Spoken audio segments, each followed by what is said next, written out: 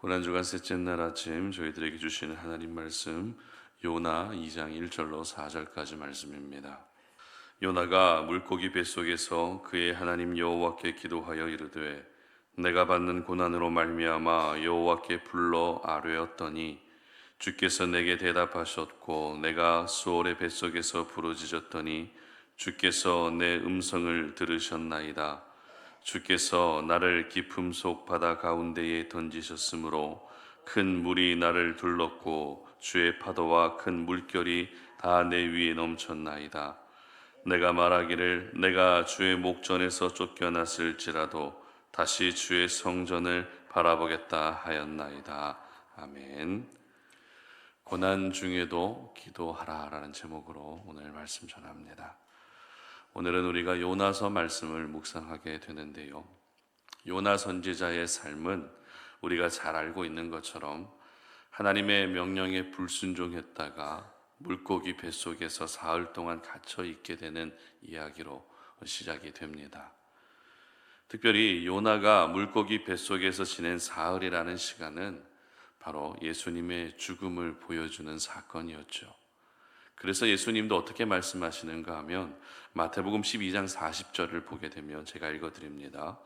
요나가 밤낮 사흘 동안 큰 물고기 뱃속에 있었던 것 같이 인자도 밤낮 사흘 동안 땅 속에 있으리라, 이렇게 말씀하십니다. 그리고 마태복음 16장 4절에서는 악하고 음란한 세대가 표적을 구하나 요나의 표적밖에는 보여줄 표적이 없느니라 하시고 그들을 떠나가시니라. 아멘. 이렇게 말씀하실 만큼 요나의 인생이 곧 예수 그리스도를 보여주는 가장 분명한 표적이 되었다라고 말씀하십니다. 특별히 요나의 삶을 살펴보면서 저희들이 주목하고 싶은 부분은 고난 중에서도 기도했다라고 하는 부분을 우리가 오늘 아침 주목하고 싶습니다. 오늘 보면 요나 2장 1절 말씀을 보도록 하겠습니다. 2장 1절입니다. 요나가 물고기 뱃속에서 그의 하나님 여호와께 기도하여. 아멘. 요나서는 모두 4장으로 이루어진 짧은 말씀입니다. 그리고 내용이 마치 영화의 한 편 같고 또 어떤 동화 속 이야기 같기 때문에 요나 말씀을 싫어하는 사람은 아무도 없습니다.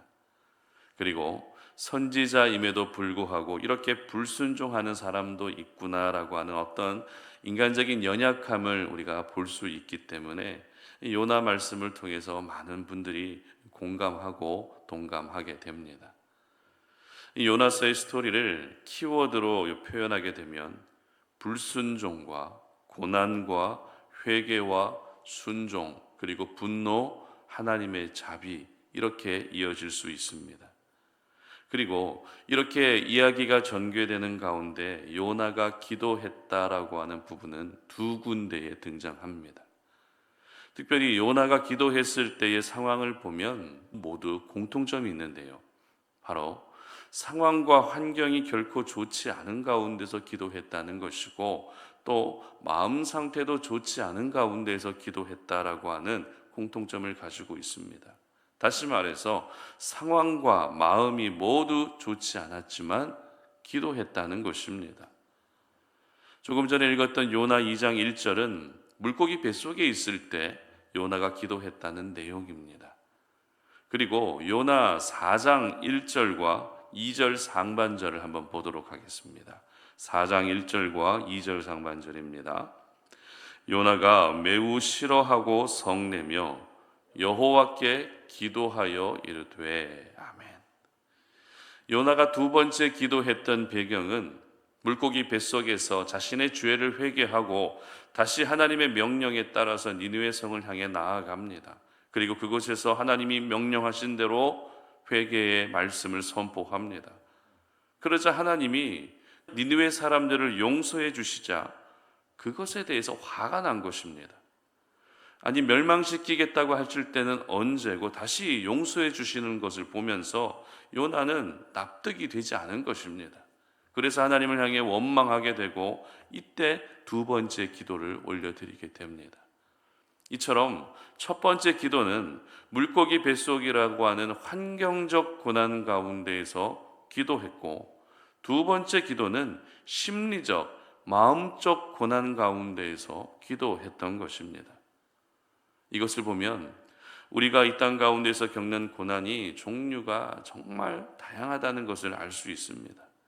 요나처럼 어떤 분은 지금 환경적인 고난에 놓여져 있는 분도 계십니다. 아니면 또 심적으로, 마음적으로 극심한 고난 가운데 있는 분도 있습니다.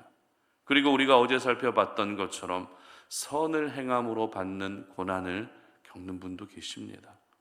그리고 예수님께서 십자가에서 감당하기 가장 어려웠던 고난인 하나님과의 단절, 바로 영적인 고난도 있다는 것입니다.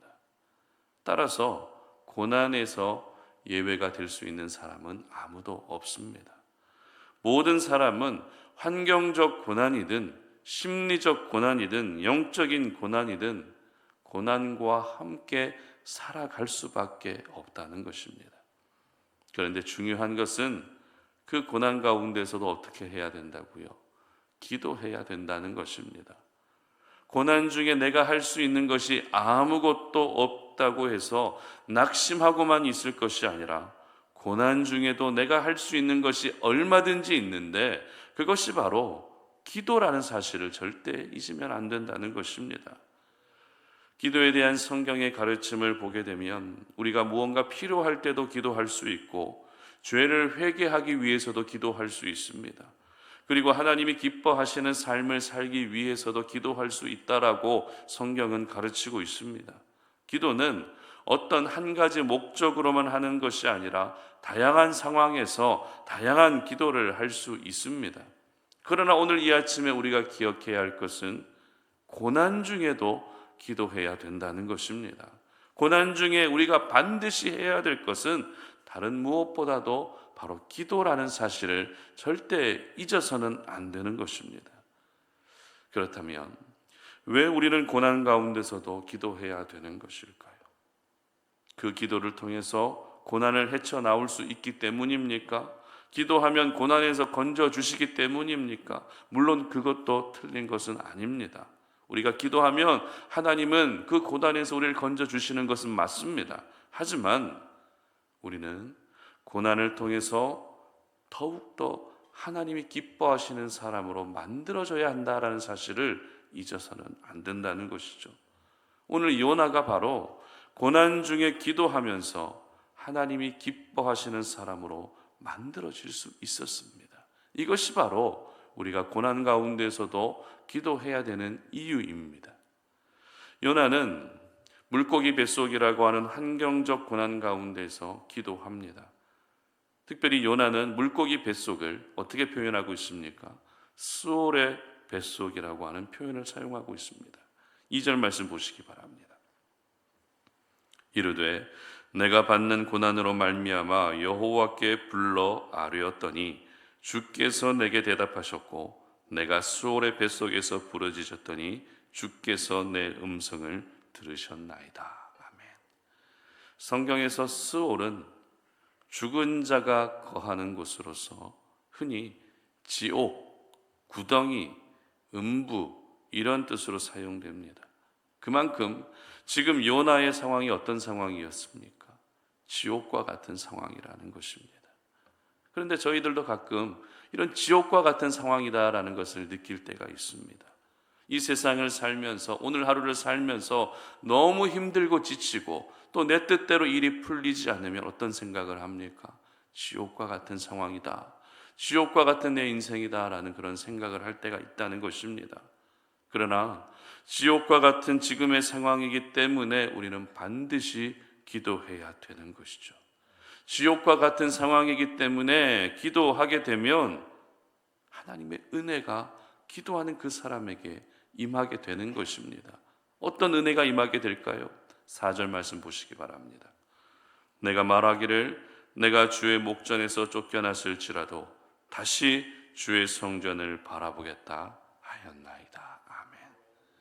요나는 물고기 뱃속에서 기도하며 주의 성전을 바라보겠다고 고백합니다.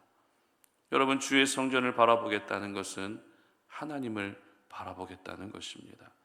다시 말해서 지옥과 같은 고난이 계속돼도 우리가 기도하게 되면 내 시선의 변화가 찾아온다는 것입니다. 늘 고난을 주목하던 내 시선이 주의 성전을 주목하고 하나님을 주목하는 시선으로 바뀌게 되는 것입니다. 이것이 바로 기도할 때 임하게 되는 은혜입니다. 기도하지 않으면 우리는 항상 내가 지금 겪고 있는 고난만 주목하게 되지만, 고난 가운데서도 기도하게 되면 그 고난을 이기게 하시고 그 고난에서 살려주실 하나님을 바라볼 수 있는 내 시선이 변화되게 되는 것입니다. 그러므로 우리가 고난 주간에 더 집중해야 될 것은 무엇입니까? 바로 기도인 줄 믿으시기를 바랍니다. 그리고 이어서 요나는 니느웨 백성들에게 말씀을 전한 후에 두 번째 기도를 올려드리는데요, 이번에 올려드렸던 기도는 하나님이 도무지 이해가 되지 않아서 마음이 너무 힘든 가운데 기도하게 됩니다. 심리적 고난이죠. 마음적 고난입니다. 저희들 역시 이 땅을 살아가면서 하나님이 잘 이해가 되지 않을 때가 있습니다. 왜 고난이 내게만 찾아오는 건지, 왜 하나님이 내게 이렇게까지 하는지 도무지 이해가 되지 않을 때가 분명히 있습니다. 그런데 여러분, 하나님을 우리가 머리로 이해하려고 한다면 절대 이해가 되지 않습니다. 우리 하나님은 이해해야 될 부분이 아니라 우리 하나님은 경험해야 할 분입니다. 머리로 이해하면 우리 하나님은 절대 이해가 되지 않습니다. 성경에 기록된 수많은 하나님 행하신 일들, 머리로만 이해하면 절대 이해가 되지 않는 사건들로 가득 차 있습니다. 우리 하나님은 이해해야 할 뿐이 아니라 우리가 오늘도 경험해야 할 분이라는 것입니다.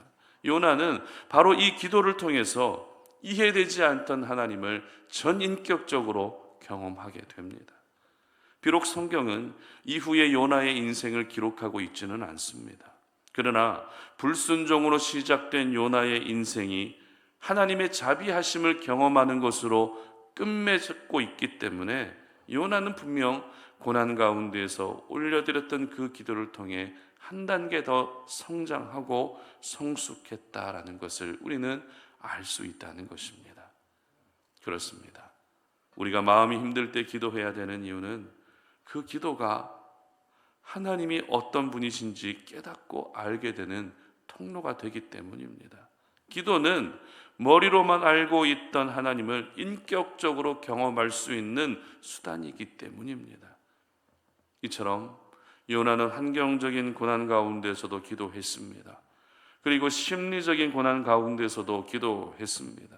그리고 그 기도는 결국 요나를 바꾸고 요나를 변하게 하는 계기가 됐던 것입니다. 여러분, 우리가 고난주간 셋째 날을 보내면서 더 많이 기도할 수 있었으면 좋겠습니다. 고난을 겪으면서도, 고난의 시간을 항상 보내면서도 우리가 절대 타협하지 말아야 할 것은 바로 기도하는 것입니다. 고난은 우리의 믿음까지도 흔들 만큼 강력한 파괴력을 가지고 있지만, 한편으로 기도는 고난 가운데서도 하나님을 향한 믿음을 지킬 수 있게 하는 더욱더 강력한 힘을 가지고 있습니다. 왜냐하면 기도의 대상이 하나님이시기 때문입니다.